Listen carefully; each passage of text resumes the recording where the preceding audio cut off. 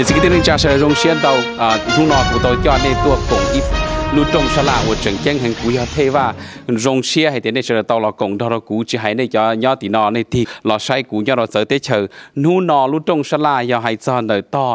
opposition เลยยอรอลุมรอให้เตียพักฝ่ายค้านอุโมลุมเบหัวลาว legitimate opposition party LLOP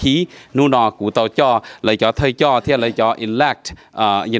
a leader เลยยอเลยหัว party elected leader หัวในเตาปอเลยเที่ยกูมั่วเลยยอเบที่จะดูจอผู้โดนในเฉลยใช้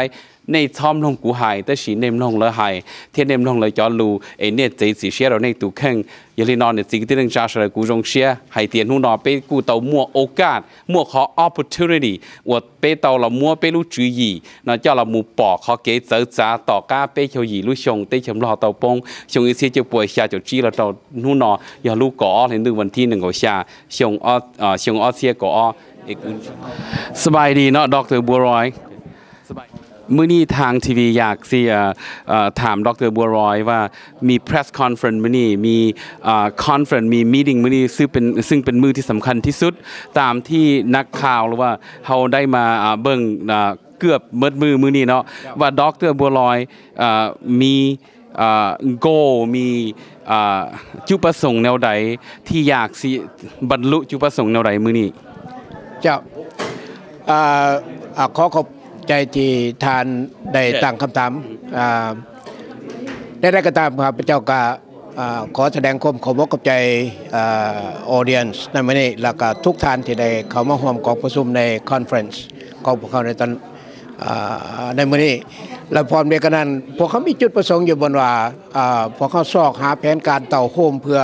สร้างความถูกต้องปองดองศาสตร์ปัจจุบันนี้ซึ่งว่ามีหลายพรรคหลายภูมิ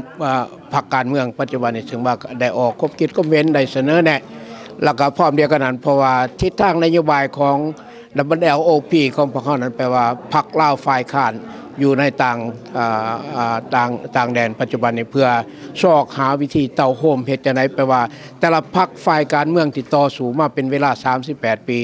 ให้ได้เข้าใจซึ่งกันและกันว่าการต่อสู้แม่นทิศทางอันเดียวกันแล้วคำถามที่2ที่อยากสิถามดร.บัวรอยก็คือว่าอยู่ในประเทศลาวในระยะนี้เพิ่นมีพรรคเดียวแต่ว่าได้ยินมาจากคณะประชุมทั้งหลายว่าอยากให้แนวลาว opposition party หรือว่าพรรคฝ่ายค้านที่อยู่นอกประเทศเดี๋ยวนี้ต้องมาห่มกันเป็น1พรรคท่านคิดแนวใดตามที่พวกค่อยคิดนี่คิดว่าเป็นหยังบ่เอาทั้งหมดเลย49พรรคแล้วเข้าไปมีการเลือกตั้งหลังจากว่ามีการเลือกตั้งเกิดขึ้นแล้วพรรคใดที่ได้รับการเลือกตั้งถึงมีสิทธิ์มาตั้งรัฐบาลเป็นหยังเขาต้องร่วมกันเป็น1เดียวอันนี้เป็นทิศทางซึ่งว่าพวกเขากำลังต่อสู้ปัจจุบันนี้ก็เนื่องจากว่าเพราะว่าพวกเขามีหลายพรรคฝ่ายการเมืองอยู่ในต่างประเทศปัจจุบันนี้รวมทั้งพวกคณะสปอร์ตอยู่ในคณะสปปลาวปัจจุบันนี้ก็มีหลายกลุ่มหลายคณะเช่นเดียวกันซึ่งว่าได้ส่งเสียงสนับสนุนผ่านทางอีเมล YouTube แล้วก็หลายอินเทอร์เน็ตที่ได้ส่งข่าวออกมาหาพวกเขาและฉะนั้นคำถามที่ท่านถามนั้นเกี่ยวกับเรื่องเป็นหยังพวกเขาจังมีบ่เอาหลายพรรคการเมืองเข้าไปแข่งขันกันอยู่ในสปปลาวเพื่อสร้างความถูกต้องปรองดองกันเนื่องจากว่าพวกเขาทิศทางนโยบายของพวกเขาบอกว่าในเมื่อก่อนพวกเขาได้ตกเป็นกลับกลายเป็นอพยพปัจจุบันนี้ก็หมายความว่าพวกเขาได้เต่าโฮมกันในฐานะถึงว่าเส้นสัญญาอนุสัญญาสร้างความถูกต้องปรองดองกันระหว่างฝ่ายซ้ายกับฝ่ายขวาฉะนั้นทิศทางนโยบายของLLOP ของพวกเขานั้นแปลว่ามีนโยบายชัดเจนว่าพวกเขาจะต้อง reform คณะสปปลาวจะต้อง reform regime ของข้าเจ้าเพื่อเฮ็ดให้พวกเขาได้มีโอกาสได้นั่งโต๊ะมนคุยกันแล้วอันนี้เป็นทิศทางนโยบายหลังจากนั้นพวกเขาหลังจากพวกเขา reform เรียบร้อยพวกเขาจังได้จะต้องได้ดำเนินการสร้างหมายความว่าห่างหาการเลือกตั้งในอนาคตเหมือนดังที่พวกเขาเฮ็ดผ่านมาในปี1973ที่เซ็นสัญญากันในเดือนเฟบรุวันที่1973 Let me ask this in English maybe it's clearer why don't we have all 49 opposition parties submitted to the to the Laos government, to the international community once the elections may be happening in the next few years or 10 years. Why don't we submit all 49 opposition party instead of one? We submitted the opposition party, whoever support the organization, which is we have the conference today, which is 14 organizations in combined into support the general election in Canada. Okay. And then we make the report to the United Nations, to the government of Canadian. So this is the purposes of the our objective that we plan to do in the future. Okay. Now, the last question I'm going to ask you is this. Now, I understand that the general elections was held in Canada on November 1st this year. Is that correct? In September 1st. It's September 1st of this year. Yeah. And who were invited to that general election to form the major opposition party that you were elected as interim, I believe, interim leader of the opposition party?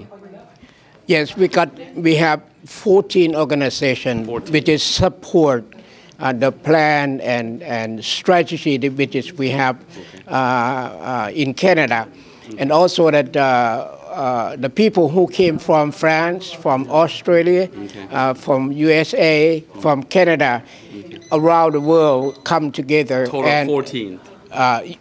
14 organizations get together. Okay. Last thing I'd like you to say something. If you can say to the citizen of Laos right now, what would you say as an elected opposition party leader?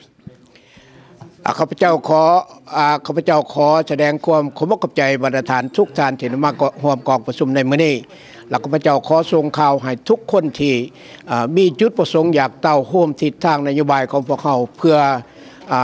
ซอกหาวิธีให้คณะสปป.ลาวอยู่ภายในประเทศได้มีการเปลี่ยนแปลงอยู่ภายในประเทศปัจจุบันนี้ข้าพเจ้าขอเรียกร้องบรรดาท่านทุกพรรคฝ่ายการเมืองการจัดตั้งองค์การสำนักงานองค์การต่างๆซึ่งว่าอยู่ในต่างประเทศปัจจุบันนี้ขอให้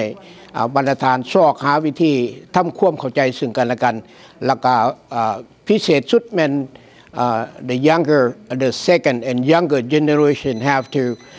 learn the experience that we have so that you can explore the opportunity of change in the future. This is the 21st century that we have to explore the opportunity. Time is coming for changes in Laos. Thank you very much, Doctor. Thank you. Thank you. เอกวุ้นจีในลีนอซื้อเป็นหมอในซีรีส์ตัวต่อหลุยจอกย่าจง